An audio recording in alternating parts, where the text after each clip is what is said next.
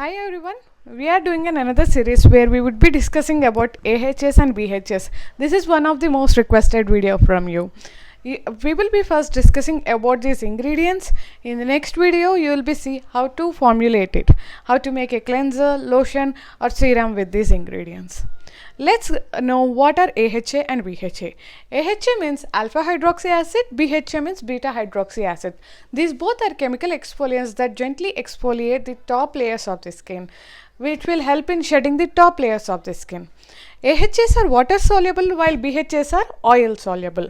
The usage rate of AHAs vary anywhere between 5 to 10%, while BHAs maximum usage rate is 2%. The AHAs are useful for dry skin while the BHAs are useful for oily skin. In the next video, we'll see how to formulate a product using this. Do you want to see the part 2 of this? Do let me know in the comment section. Thank you.